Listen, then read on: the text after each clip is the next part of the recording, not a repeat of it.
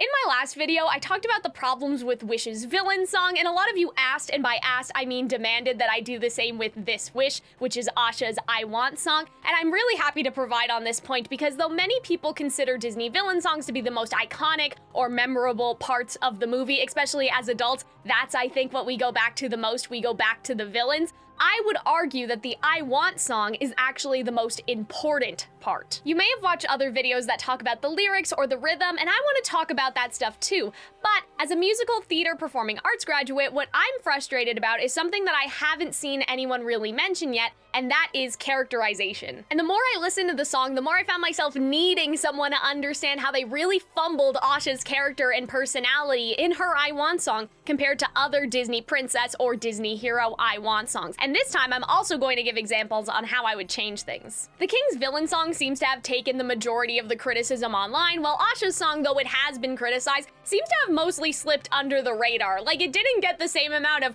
quote tweets and dunking on social media as the King song did. But I would argue that for one of the most important parts of the movie, slipping under the radar is actually worse than being made fun of. Being forgettable or mid in this context is actually worse than being straight up ripped to shreds. And I want to explain why. Good day, everyone. It is Calxiyn here to rant again on Calxiyn Cares Too Much to see if anybody cares just as much. And thank you to all my patrons from Patreon for making this possible. Today, we're going to be focusing on rhythm, lyrics, and characterization, and not as much on the instrumentals. This is because I already did a very long discussion about the instrumental tracks used for the King song in the last video, and it's not really any different. Like, in the last video, I talked about pop music compared to Broadway music, the instruments used to give it a different flavor, a different sound, if you would like to call it that, and I don't actually have as much beef with this instrumental as well. That's the other reason. One of the reasons is because we already talked about it before, and the instruments used here aren't really all that different, but also because I don't actually mind the instruments used this time. I think it sounds like a lullaby, which works for the song. Some people have pointed out, however, that the instruments used and how they're used, specifically the strums of the guitar and stuff, sounds a little too close to Maribel's song from Encanto or Moana's I Want song, and I do agree with that.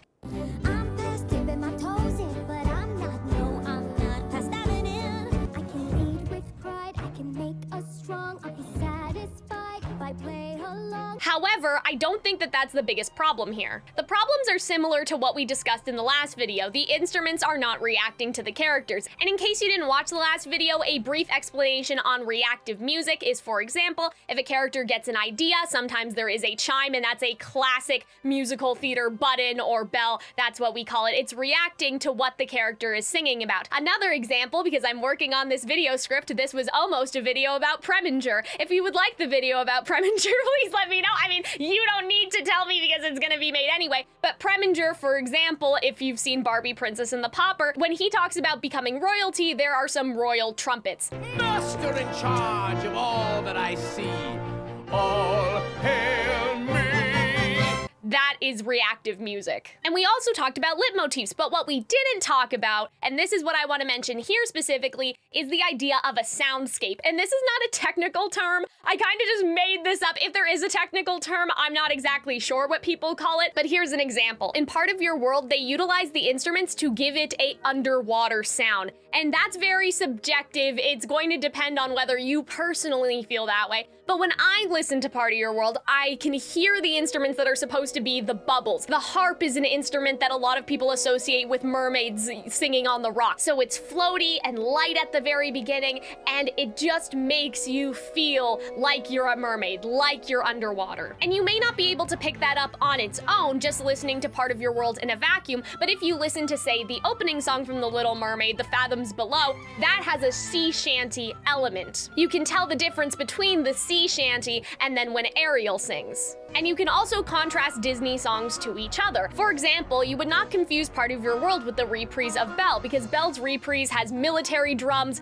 it's heavier, it has more brass. For lack of better explanation, it sounds French. When I wrote that, I was thinking to myself, I was like, is that good enough? Is it good enough just to say that it sounds French? I don't know, to me, it sounds French. And you also have this in Tiana's I Want song, the mix of jazz and gospel music from that time period. You would not get all of these songs confused because all these songs have a very different soundscape. And it's not just the idea of the instruments reflecting the world around the character, but also the instruments reflecting the personality of the character. To me, Part of Your World sounds daydreamy. Again, it has that light, floaty sound, but it sounds like Ariel's daydreaming. Whereas with Belle's song, it sounds like she's frustrated, especially with that swell after the I want more than this provincial life and the big music swell that's after that. It's like all of her feelings that she's bottled up are finally let out. With Tiana has a lot of different stuff going on in her song. Her song's actually pretty complicated. However, something interesting is that it's jazzy, it's fun. Even though Tiana, we see this in other parts of the movie, she rejects going out or going out to have fun with her friends,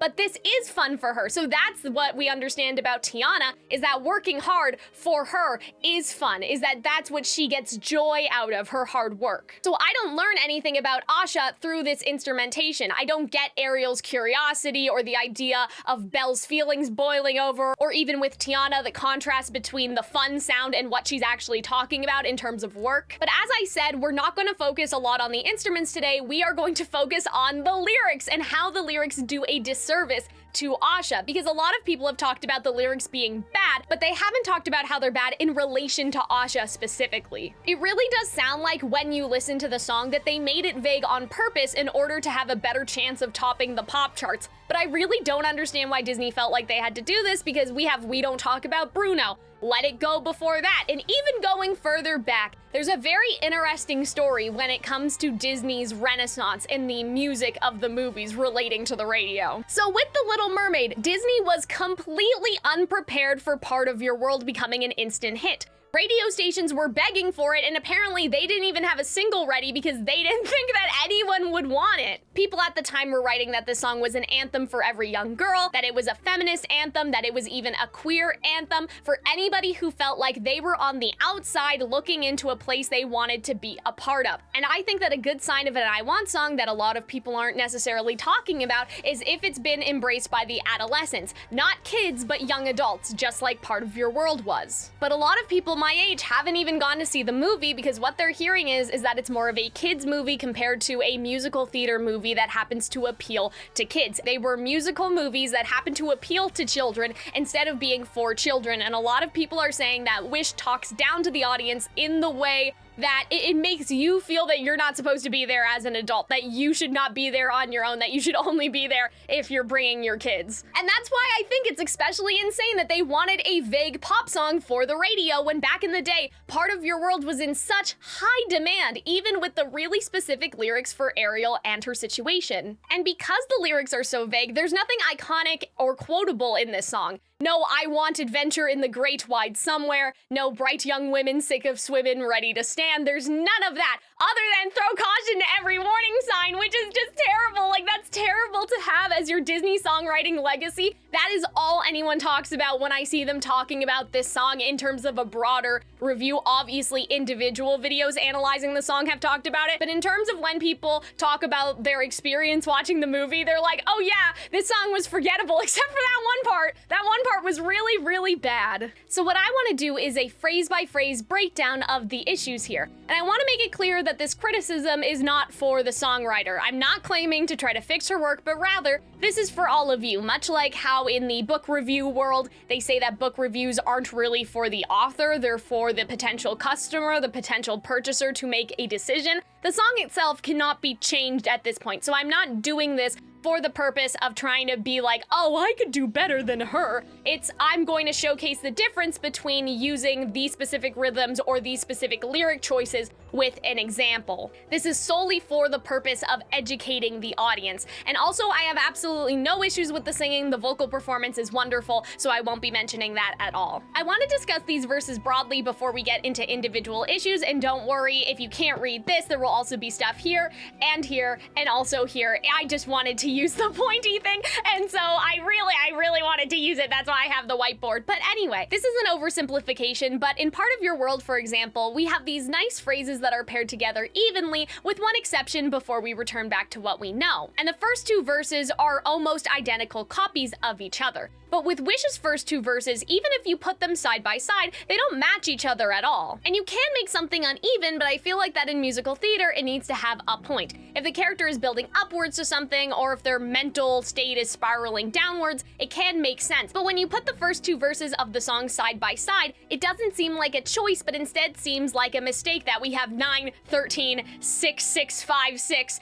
and that doesn't at all match the 9, 10, 10, 9, 8. We've just entered the song and there's no sense of familiarity like there is for Part of Your World. Something that we were taught in school when it comes to songwriting is that you want to get the audience on board, and that's exactly what Part of Your World does. You want people to get into the song, basically snap into the song, and they can anticipate what the next rhyme is going to be because they're falling into the music. Because of the first verse, by the time you get into Look at This Trove, Treasures Untold, you already know what's coming. Now let's go line by line. So isn't is just a weird thing to start with. As a singer, you have to strain to get it out as the first word. And obviously there's a line in The Little Mermaid that starts with isn't. Look at this stuff, isn't it neat? But as a singer, look, stuff, isn't, and neat are the syllables that are important or would be stressed. I know singers and musicians in terms of songwriting, they call it something different, but at least from the perspective as a singer, you're stressing what's coming at the beginning of the line and what's coming at the end of the line. But isn't truth supposed to set you free are all things that you have to stress because they're all equally important, and that's what makes it awkward. The next thing I want to talk about is well, because there is more in this song. There are worse offenders in this song when it comes to lyrics starting on words that ultimately could be removed and nothing is lost. But this one really bothers me because it makes everything uneven for no reason, and this word is not necessary. And so I can't figure out why they did that. To talk about rhymes for a second, free and seen, they almost rhyme, but they don't rhyme. Free and see is fine, but seen makes it a completely different word, and so it's a really forced rhyme. It does not rhyme with did.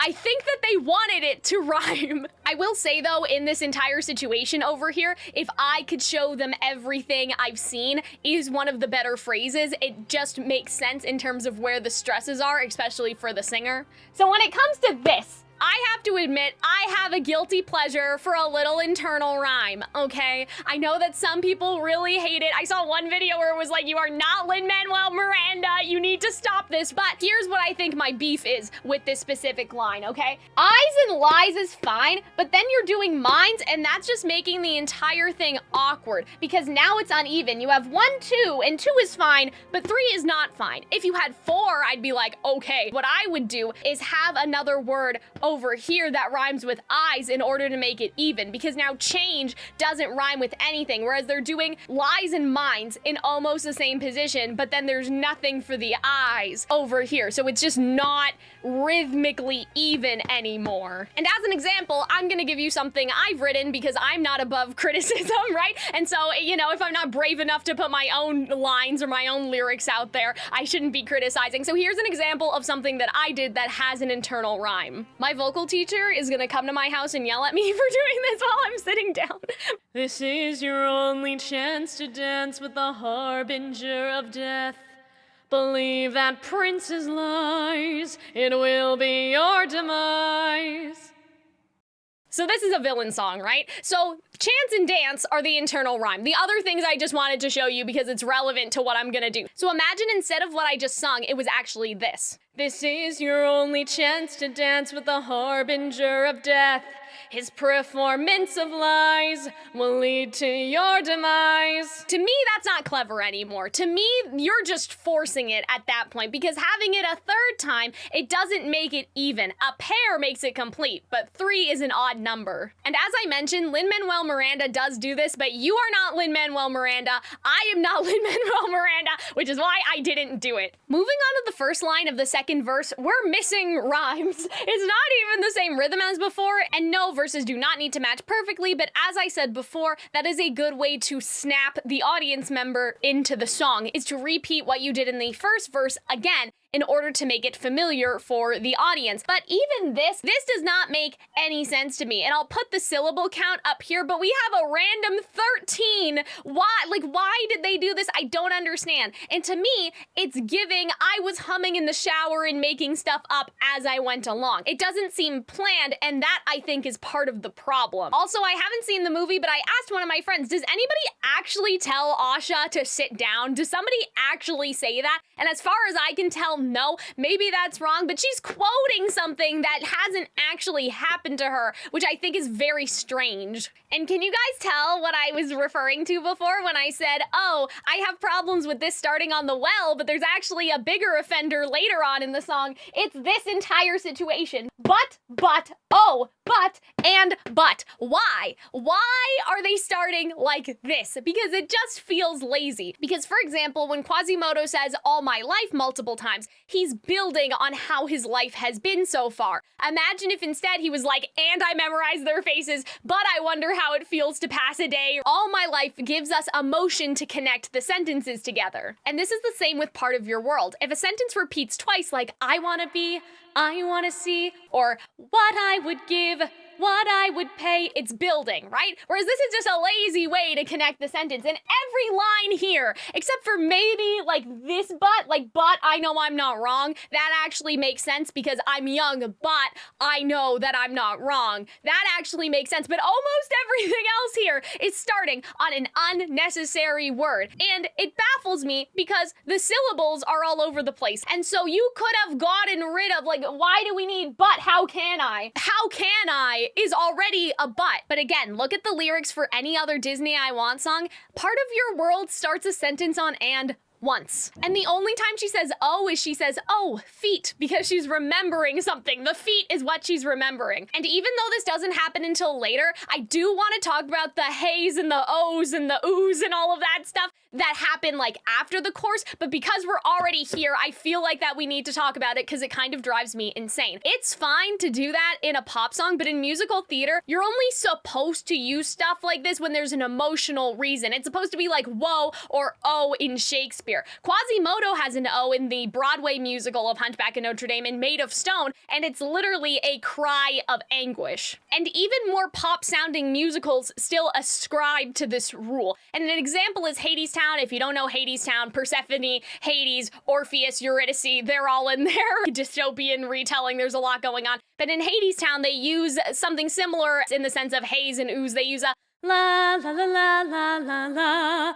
And it's because the world has forgotten the song to their love, to Hades and Persephone's love. And so they forgot the words to the song, but not the melody, and so they're using la as a placeholder. That is an appropriate place to use la or hey, or like, they could have done even like, ooh, and I would have been like, okay, like that's fine, right? But I think that the reason why they use la specifically, this is gonna get really nerdy, is because la is almost love. The gods have forgotten the song of their love, and la is almost love. Orpheus is almost on the cusp of understanding what the word is. That's the word he's trying to get out. Little Miss Perfect does this as well, where she has this la la la la la la la la la love.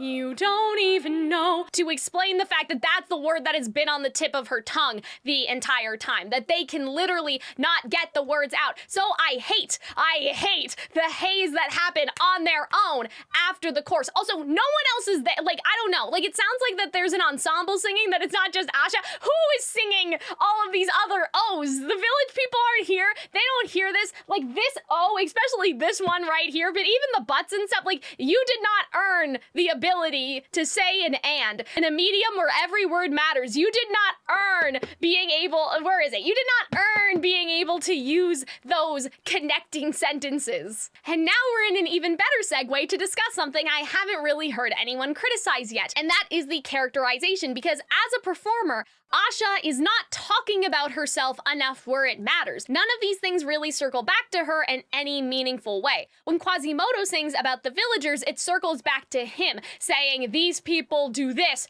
I would do this instead. These people shout and scold and go about their lives. If I was in their position, I would treasure my life. It's supposed to be a comparison, but especially in the first verse of the song, the focus is on the villagers more than Asha. Asha's talking about changing their minds, and that's kind of where it teeters off. Like, she does say change their minds like I did, but that's not the important part. It's the villagers. Changing the villagers' minds is her objective. And broadly, I think that the issue with this is that Asha has no agency because of this choice. Something we were also taught in school, whether you're writing or you're performing, is that you can't make the core of your character the wants or objectives that that character has to be wholly dependent on an individual person. For example, Rapunzel does not want Mother Gothel to take her to see the floating lights. She simply wants to see them. Mother Gothel not wanting to take her is part of the conflict, but if the whole song revolved around Gothel, we wouldn't really be able to get anywhere because Gothel will always say no. The scene will end. Rapunzel asks, Gothel says no. That's what Rapunzel wants. Movie is over. If you've ever heard someone say you should always say yes and in improv, it's that same concept, except for when you're either writing a character or you're performing as a character. Part of your world isn't about Triton changing his mind, it's about Ariel's desire to be part of the human world. It's about how Ariel feels, and the lyrics don't do a good job at centering Asha's I want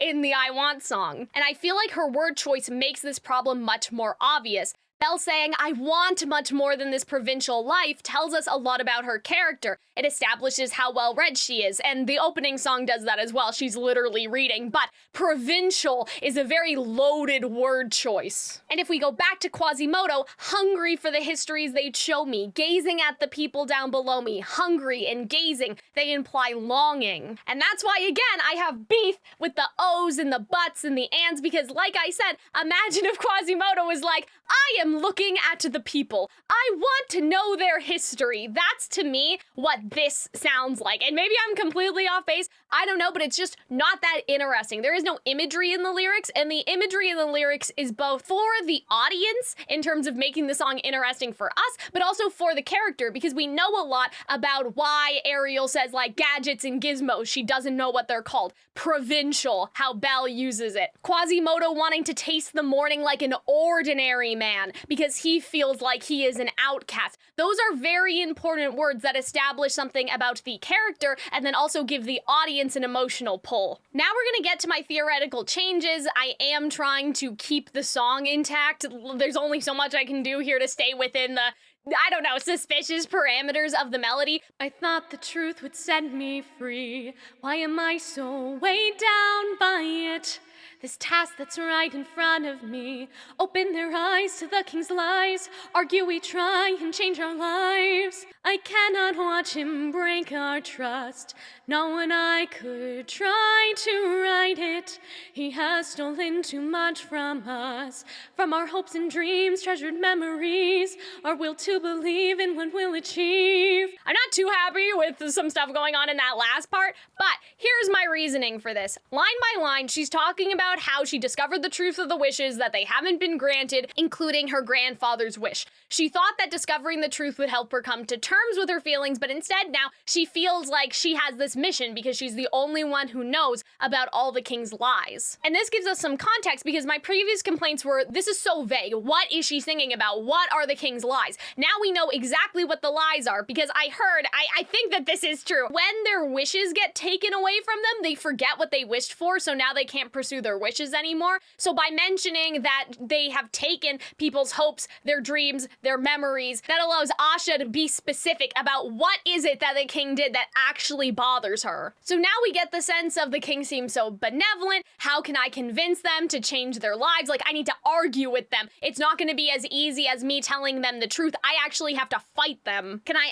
ask these people to rely on themselves instead of relying on the king? It was much harder to change the second verse. I at least wrote the lyrics because from my understanding, the king makes them forget the things that they wished for. So it's not only that they've forgotten their dreams and their memories that Asha is concerned about, but also the fact that now they don't believe in themselves. They rely on the king, that the king will do it. Instead, they should be believing in themselves to achieve the things that they believe in. And I did try to keep the internal rhyming thing with eyes, lies, try, and lives. And I know that try actually goes kind of against what I said earlier, like the free and seen thing. It would be better if it was tries, but I couldn't fit tries in there. And I think that because we've already gotten 2 of them, it's going to be familiar. So try is not as jarring because we already heard 2. We know what's coming already. But yeah, I'm not entirely happy with every little change in there, but I'm not getting paid for this. I am happy with the example though, that it is a more active voice and it tells us as the audience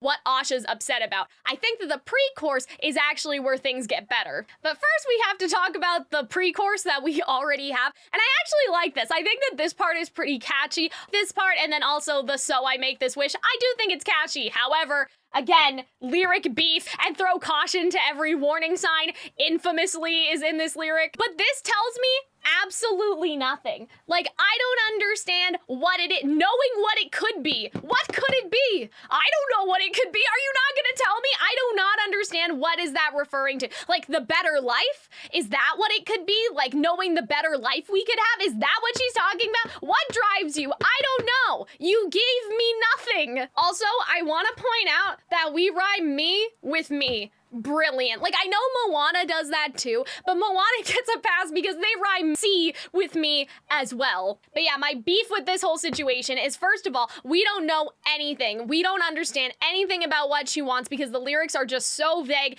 Again, pop song lyrics, they want you to self-insert your own problems into this song instead of understanding that hearing someone be specific about their problems is why people like Part of Your World and Out There and all those other songs. It's also just the lyrics. I'm like, what does it mean? What are you talking about? And the rhymes do not make any sense. So here is what I did. I will look up at the stars to guide me. I won't let him force me back in line. And if no one else will stand beside me, at least this wish is mine and only mine. So first of all, beside rhymes with guide in order to make up with the double me. So even if we're rhyming me with me, guide and beside allow for another rhyme to be there. So I feel like it's more acceptable. Line rhymes with mine, which I think matches better in comparison to sign. And then we also get rid of throw caution to every warning sign. And this also gives us more insight to Asha's character. Even if she has to fight alone, she at least has her wish. No one can take her wish away from her. And I also made things more active. I will, I won't. And you guys can see we have some alliteration with that. I will look up, I won't let him, which is IWL, and then we have IWL again in terms of a nice little alliteration. But now we have more of a message that no one can take this wish away. Even if you have to stand alone to pursue it, your dreams are yours. No one else can take them away from you. Similar to I don't care what they're going to say from Frozen, how Elsa sings that, I tried to go for a similar vibe in here. And you can also see that stars and stand have another little alliteration thing going on in roughly the same place, and then stand and, which isn't an intentional, but I just thought it helped in terms of the flow. So we have stars, stand, and then after that, and in roughly similar spots. I'm not gonna write down the chorus because I actually have less problems with the chorus. The only thing I wanted to change was making Asha speak in a more active voice, because right now she says to have something more for us than this, so I wrote, so I make this wish, I want something more for us than this. So I make this wish, I want something more for us than this. And I feel like I want something more has more emotional pull compared to have something more, because to have something more is like coming out of the ether, like anybody can do it. I don't know, like it's just like, you know, if fate decides, right? But this is I want something more for us than this. The next verse is very confusing because it almost wants to go back to the beginning, similar to Out There. So I'll put these side by side, but you'll notice that out there among the millers and the weavers and their wives, are almost the same as safe behind these windows and these parapets of stone. And obviously I'm a girl trying to sing a boy song, so the melody's not exactly correct, but you can hear in terms of how it flows that they went back to the beginning but tried to make it faster. The confusion is, and I can't even fit all the lyrics on this to show you, so I'm gonna have some pictures, but this does not match anything. I never knew I needed room to grow, and all of that does not have the same rhyming scheme as the first verse or the second verse. So it's like a completely different situation where there's two rhymes, a skip, and then another rhyme, like grow, know, and flow are three things rhyming together. This does not happen anywhere else in the song. Whereas you can see without there that wives, lives, stone alone. That's what's going on. The change is if I was in their skin, I'd treasure every instant. That happens afterwards. However, when it's supposed to be copying the original verse, it follows the same rhyme scheme as the verse had. So I do not understand why we need this, by the way. Like, I just don't. This is irrelevant. I don't understand. The imagery's finally here. Like, oh my God, we have an attempt at imagery, right? How I talked about before. There's an attempt, and it's bad. I'm sorry, but it's just baffling because it doesn't follow the same way as Hunchback does. Now I've got this freedom in my bones, but I still got the lid on so it doesn't overflow. When has anybody ever used this in a sentence before? It doesn't make any sense. And the lyrics shrink backwards. At this point in the song, we cannot be pulling back. And that's why, more than the lyrics being bad, forget about the lyrics being bad, okay? If you can. But what really bothers me about this is that it's pulling back. She's saying that she has to put a lid on herself. Why is she trying to control herself? Control is for the beginning of the song, like Maribel saying, don't be upset or mad at all, right? Why is she restraining herself here? We're at the middle of the song. She has decided what she's going to do. She has decided to go against the king. I hope. If she hasn't, I mean, that's the problem. Like, that's the problem then. But I would cut this whole section because this, first of all, gives us absolutely, like, give me nothing. But also, it doesn't make sense for her to pull back and be like, I need to control myself. I got this freedom, but I can't handle it. That doesn't make any sense. Out there does not pull back at this point, at the same point as where this song is roughly right now. Same with Go the Distance. They only get more triumphant or almost there. And there are songs that are the exception, but we will get to that. I am not writing down the reservations and hesitations. I will put a picture from my Google Doc, but this is the part of the script where I almost quit, but I came back for you guys because you guys kept asking.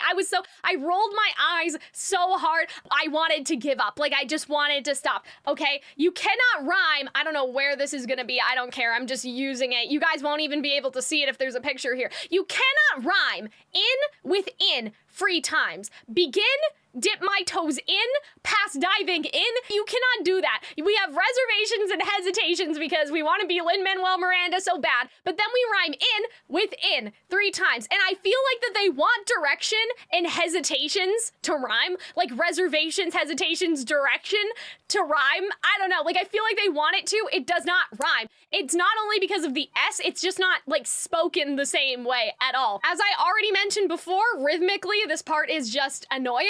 I'm not past is really annoying because there's no point for Asha to be repeating herself. This song has no imagery, no texture. You have no reason to be repeating the same words over and over again. Again, think about Quasimodo and how Quasimodo speaks, okay? Heedless of the gift it is to be them. That tells us so much in a comparatively, like, short line. Another short line, and you are wasting your syllables with I'm not past diving it anyway. That whole section just really bothers me because it's trying so hard to be clever, but when you actually look at it and you actually break it down, it's not saying anything, even though they've made it rhythmically uneven in order to say more, but the saying more, there's nothing actually happening. They are saying more words, but there is no reason for the words. And this goes back to even the very first verse. Being rhythmically uneven is okay if you're going to actually say something. this has no purpose. There is no purpose to this. And that's why it feels like you made it up in the shower as you went along, because it doesn't feel intentional. The only redeeming part of this section is the part where they say, "the way you always taught me to." That's the first time when I listened to this song that I actually felt a little bit emotional, that there was heartbreak there. And I believe she's talking about her grandfather there. She's talking about how her grandfather always taught her to. So I changed this a little. I basically got rid of the rhythm, but I just want to sing you guys an example, even though this wouldn't be melodically what it would be if this was a real song. And if there's one thing that I trust, it's the magic inside all of us. Hold your head high and see this through the way I know you'd want me to. So because she's talking to her grandfather, what I wanted to do there is that she's quoting him on purpose, like, hold your head high and see this through. That is something that he has actually said to her. The alternative that I had originally was hold my head high, that she was just talking to herself, which is also fine, but I like the idea that she's quoting her grandfather, something her grandfather said, and that makes the way I know you'd want me to even more impactful, at least to me. And it's okay for that moment to be more melancholy, right? Because she's remembering something that is sad to her. But I feel like after that, we need to build up again, that we need to have a triumphant go the distance moment, because the way that this song ends actually really bothers me in terms of how it was so sadly, like how it just sort of trailed off at the end with a little like sad trombone, but there's no trombone, right? And so this is what I did instead. I will look up at the stars to guide me, with no one to hold me back this time. I'm sure there will be challenges that find me, but this wish is mine and only mine. So what I did here was similar to what I did before, guide and find, have a bit of a rhyme again to make up for double me's, and then we have time and mine. Time and mine are not perfect rhymes, however, the reason why we can allow this, if you want to call it that, is because the audience is already familiar with this part. They've heard this part already, and so theoretically it's fine, they know what's coming. And then we're gonna have the same course with the rewrites that I already showed you guys before, but here's what I really want to change. I want this to build. I don't want it to be sad again. She goes, I think, at the end, so I make this wish to have something more for us than this. And it's like really sad. So I want something that like belts, right?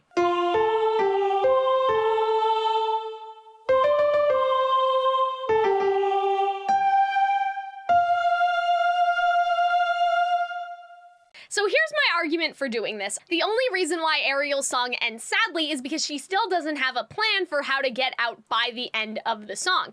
Belle's song ends a bit ominously because it's the same thing with her. She wants more than what they, as in the town, have planned for her, but she doesn't know how to get it. This also happens with Mirabel and Rapunzel. And I feel like the reason why they ended Asha's song this way is because a lot of Disney songs do it, and so they were kind of just copying without considering the implications of why. The way that you end the song is the difference between the character knowing what they want to do or how they're going to do it and not knowing at all. Quasimodo knows what he's going to do, therefore Out There ends on a belt, same with Hercules. And then with Part of Your World, Ariel has that big moment later because after meeting Eric, she knows what she's going to do. Same with Rapunzel, after she gets out of the tower, she has When Will My Life Begin reprise because now her life is actually finally beginning. And so the difference between the sad I Want songs, if you want to call it that, the ones that end on a sort of sad note versus a high note, is that later those characters usually have a reprise because the point is they don't know how to get out of their situation now, but then they do later, so they get a reprise. But Asha's song should end strongly because I'm assuming that she knows what she's going to do. She's going to wish upon a star and use natural magic or, nature instead of evil magic to counter the king's magic in the king's book. I don't know, I think he has a book of spells or something. Basically, she's going to use the traditional way people used to get their wishes granted instead of going the king's route. She is going to use the magic of the world to counter, and like her pure-hearted wish to counter his evil magic. So why are they not letting Asha be strong? Like, I don't understand. Imagine if Almost There ended sadly, and Tiana does have a sad reprise. I want her to belt like Tiana did and Quasimodo did and Hercules did. That's what I want for Asha. Why are we ending the song on a weak note? Because later on in Princess and the Frog, Tiana has an Almost almost there sad reprise because she was almost there, and those two guys mess up all of her plans because they're racist, and so that's why she has a sad reprise later. But she belts it in almost there because she sees her dream is almost coming true.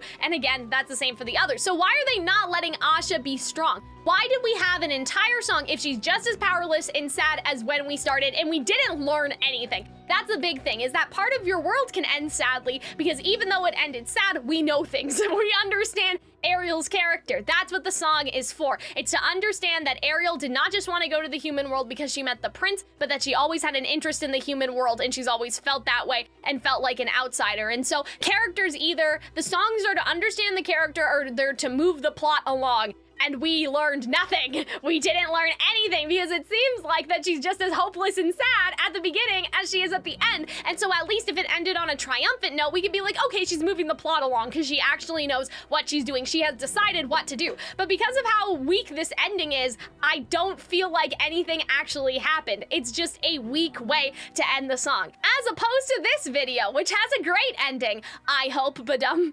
So all that being said, if you thought the song was funky but couldn't put your finger on why, I hope that this was helpful, and I hope I laid out the reasons why I don't like the song in a more constructive way. And I'm a bit nervous to post this because, like, there's a possibility this could really backfire on me, where you guys are like, you're cringe, your voice is bad, right? But I'm not perfect, and I can say that I didn't do a perfect job at fixing the song because that wasn't my goal. It was to highlight the importance of character voice or characterization in the songs and the lyrics and show a different option, not the absolute option, not the correct option, but just to showcase a different alternative. And how hard it is to sing when you're sitting in a chair and talking for 2 hours to record what is hopefully going to be a less than an hour-long video. Anyway, feel free to suggest songs or movies for me to talk about. As I mentioned in this video, I have a Preminger villain song analysis. It's coming, but I'm basically gonna do videos in 3 categories: an analysis of an entire movie, an analysis of an individual song, or an analysis of an individual character. So you can suggest Disney characters, Barbie characters, anything like that, Barbie songs, Disney songs. So don't feel like you just have to suggest the movie, you can suggest something really specific if you want to. And this has been Calxiyn, clearly caring way too much. Thank you to the patrons again, and I will see you all next time. Bye!